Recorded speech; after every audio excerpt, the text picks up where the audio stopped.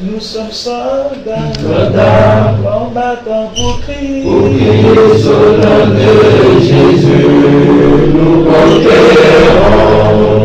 Nous sommes vaillants, Vaillants, c'est de la parole au nom de Jésus, nous conquérons. Nous sommes vaillants, Vaillants, ciblés à dessein au nom de Jésus, nous conquérons. Nous sommes vaillants, Vaillants, ciblés à dessein au nom de Jésus, nous conquérons. quels qu'ils soient les effets, Nous conquérons au nom de Jésus, nous conquérons. quels qu'ils soient les menaces, Nous conquérons au nom de Jésus, nous conquérons. quels qu'ils soient les mensonges, Nous conquérons au nom de Jésus, nous conquérons. quels qu'ils soient les nécessités,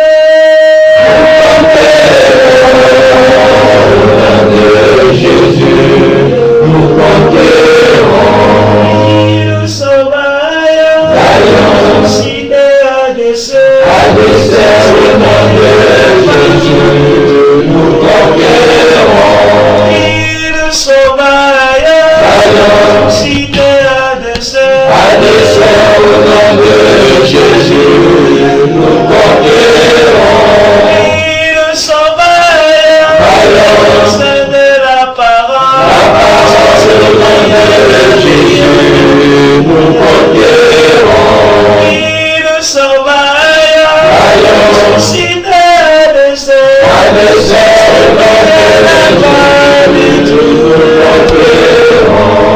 quels que soient les mensonges,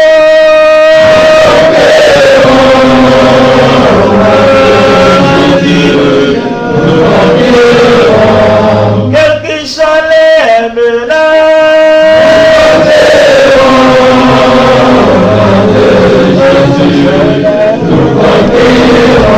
quelle que soit l'adversité,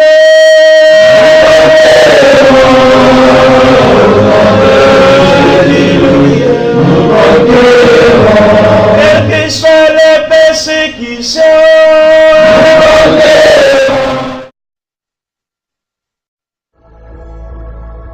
Grassroots vous présente le magazine Intelligence économique.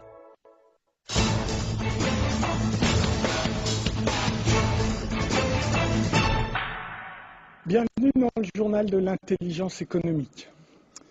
Aujourd'hui, nous allons parler de technologie du futur. Un futur très proche car la RFID, autrement dit la radio-identification, est déjà largement utilisée. Alors c'est quoi exactement la RFID ? Eh bien c'est une petite puce reliée à une antenne minuscule qui permet d'échanger des informations sur un produit. En bref, c'est une sorte de carte d'identité du produit, une carte d'identité qui le suit à la trace, depuis la fabrication jusqu'au client. Dans quelques années, la RFID devrait remplacer le traditionnel code barre. Mais avant, elle va faire l'objet d'une sévère bataille économique. Il s'agit de savoir quelle entreprise réussira à imposer ces standards techniques. Dans leur enquête, Claire Giraud et Éric Josset décrivent les forces en présence.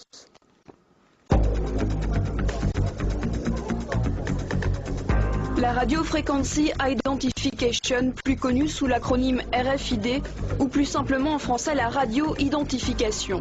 En clair, une technologie qui permet d'échanger des informations à distance et de tracer le parcours d'un produit depuis sa fabrication jusqu'au consommateur. Comme toutes les nouvelles technologies, la RFID possède son salon à Paris, 3 ans et déjà un grand succès. Sur cette troisième édition, nous attendons une augmentation de 50% des visiteurs et des exposants, soit à peu près 3500 visiteurs et 70 exposants qui sont présents. 70 exposants et une majorité d'entreprises européennes, preuve que cette technologie d'origine américaine devient aussi une priorité pour l'Europe. Aujourd'hui, les États-Unis sont le leader incontestable de l'adoption de la RFID, mais néanmoins l'Europe occidentale et parmi ces pays, la France joue un rôle très important, sont en train de déployer des grands projets importants dans la RFID. On a de moins en moins de curieux qui cherchent à apprendre ce que c'est que la RFID, mais des entreprises qui viennent avec des projets, avec des idées de développement par rapport à des applications autour de la RFID. Pas question donc de passer à côté de cette révolution technologique, une révolution qui fait appel à une puce mémoire couplée à une antenne. Pour les entreprises, les enjeux sont importants.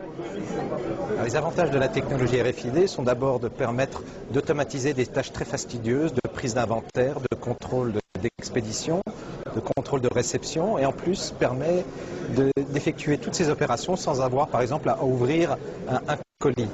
La deuxième avantage de cette technologie, c'est de permettre une traçabilité, c'est-à-dire d'offrir en bout de chaîne la possibilité de reconstituer toutes les étapes par lesquelles est passé un produit. Un exemple, IBM fournit des solutions RFID à la Cernam. Ce transporteur a besoin de garder un œil sur ses paquets depuis la réception jusqu'à la livraison finale. Mais pour acheminer tous ces paquets dans le monde entier, il faut s'accorder sur un standard international, une sorte de Big Brother mondial des objets, d'où une course à la suprématie technologique aux enjeux commerciaux gigantesques. Le vainqueur sera à coup sûr le plus gros utilisateur de RFID. Il y aura probablement une tête d'avance pour la personne qui aura le plus de clients. C'est comme ça que va se faire la normalité. C'est que là, ça sera la première entreprise de software qui va avoir à son actif le plus grand nombre de clients et qui va pouvoir imposer en disant « mais je vous préviens, tel grand client utilise ça, donc si vous n'utilisez pas, vous allez vous retrouver un petit peu tout seul ». Et l'un des plus grands clients aujourd'hui, c'est l'armée américaine. D'où la crainte des spécialistes de voir les États-Unis imposer leurs standards via les immenses besoins logistiques du Pentagone. Un rapport officiel du ministère français de l'économie daté de janvier 2005 sonne l'alerte. Il précise que la RFID devient un puissant enjeu de souveraineté dans un contexte de guerre économique. S'accorder sur une norme unique, c'est le travail de l'association GS1. On aide les entreprises à définir une norme commune qui pourrait être utilisée par toutes les entreprises et par tous ses partenaires. C'est beaucoup plus simple en fait d'avoir la même façon d'échanger de l'information ou de lire une puce avec son partenaire A et son partenaire B que d'avoir à mettre en place un protocole différent et d'utiliser des technologies différentes avec ces deux partenaires. Aujourd'hui, il faut aussi s'entendre pour coupler la RFID à Internet. Pour l'heure, l'unique serveur racine est aux États-Unis. Il est géré par la société VeriSign, mais les Européens n'ont pas dit leur dernier mot. Actuellement en France, on est en train de développer un autre serveur racine qui pourrait être, qui sera en lien et qui travaillera de façon parallèle à celui de VeriSign. Il faut donc faire vite. Direction Valence, dans le sud de la France. Nous sommes au pôle traçabilité. Ici, pas de limite pour imaginer les applications de la RFID. Les petites gélules de verre qui sont injectées sous la peau des animaux avec une seringue de ce type-là. Ici, vous voyez une application dans de l'instrumentation chirurgicale où la puce a été inclue dans l'instrument lui-même. Là, vous avez un clou qui intègre un tag et tous les arbres de Paris intègrent ce type de clou pour les identifier. À Valence, chercheurs et ingénieurs s'activent pour relever le défi des normes et des standards. Aujourd'hui, on est à mesure de réaliser la plupart des essais de certification de performance et de conformance des systèmes RFID, tag comme lecteur. La compétition est donc lancée. Bientôt, plus de 50 000 milliards d'objets à brancher sur le web. Vu les enjeux, américains, européens et asiatiques ne devraient pas se faire de cadeaux. Bien, avec moi dans le studio Bernard Benamou, bonjour. Bonjour. Vous êtes délégué interministériel aux usages d'Internet. Alors, cette problématique, cet enjeu sur l'Internet des objets, est-ce qu'il est aussi important que l'enjeu sur l'Internet tout court ? Pour l'instant, il n'en est qu'à ses débuts, mais de la même manière que l'Internet, lorsqu'il a été conçu, ses architectes ne prévoyaient pas qu'il aurait plus d'1 milliard d'utilisateurs aujourd'hui. De la même manière, très bientôt, cet Internet des objets que nous connaissons déjà, puisqu'avant que d'être RFID, l'Internet des objets, c'est déjà l'Internet mobile, et donc l'Internet par les téléphones, et ça va devenir, et c'est déjà devenu l'un des terrains de bataille les plus importants de l'ensemble de l'industrie des technologies, et ça ne va que croître lorsque ce sera connecté aux objets du quotidien.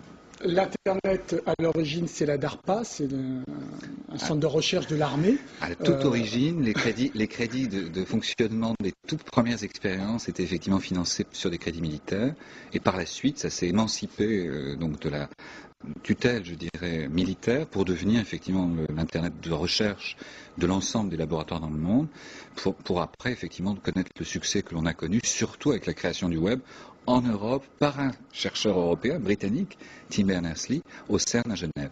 Donc c'est vrai qu'on a connu plusieurs époques, mais jusqu'à présent, à 98%, l'Internet connecte des ordinateurs. Dans les temps qui viendront, une possible majorité d'objets non informatiques seront reliés effectivement grâce aux puces RFID, grâce au téléphone mobile et grâce à l'ensemble des accessoires qui seront connectés en dehors de l'ordinateur à l'Internet. Alors Bernard Benamou, là, on sent qu'il n'est pas question de laisser la main entièrement aux Américains pour Internet, pour l'Internet des objets. Pourquoi il faut absolument que la France ou l'Europe, voyons les choses de manière un peu plus globale, ait un serveur racine de l'Internet des objets? Pour beaucoup de raisons. Il se trouve que lorsque a été conçue la technologie qui permet le lien entre les puces RFID et l'Internet, cette technologie s'appelle ONS, Object Naming Service, lorsque cette technologie a été conçue, immédiatement ces architectes qui étaient au MIT ont pensé effectivement à une centralisation des données autour d'eux, ce qui est une chose logique et rationnelle de leur part. Très vite, lorsque cette technologie a été connue, les Européens, lors des négociations aux Nations Unies, lors du sommet mondial pour la société de l'information, et entre, j'allais dire, l'ensemble des délégations européennes, ont eu l'occasion de dire cela peut constituer un risque en termes de contrôle et donc de souveraineté des États par rapport à leur propre flux de marchandises et à leur flux économique de manière générale, et ça peut constituer un risque quant à la vie privée, puisqu'on sait que l'un des grands enjeux de ces technologies RFID sont liés. C'est effectivement les problèmes liés à la vie privée. C'est aussi effectivement la possibilité de contrôler les activités économiques par secteur, par localisation, d'une manière extraordinairement précise. On est au cœur de l'intelligence économique. On est au cœur de l'intelligence économique et on est au cœur du risque que fait courir un système centralisé dans un univers que l'on croit être décentralisé, qui est celui de l'Internet. Or, malheureusement, c'est un mythe qui a la vie dure, mais c'est un mythe qui pourrait se révéler dangereux si on l'imaginait trop longtemps. Alors, d'où ce serveur racine en France, et d'où le fait que vous souhaitez que la France, lors de la présidence de l'UE, très prochainement, en fasse une priorité technologique. Oui, absolument. C'est-à-dire le fait de pouvoir développer en France, qui a été le cas, après effectivement de nombreuses négociations, l'organisme chargé de cette gestion, l'organisme international donc, qui s'appelle le PC Global, a considéré qu'il était temps qu'il y ait des racines locales et régionales, et donc que les pays puissent s'autodéterminer par rapport à l'Internet des objets.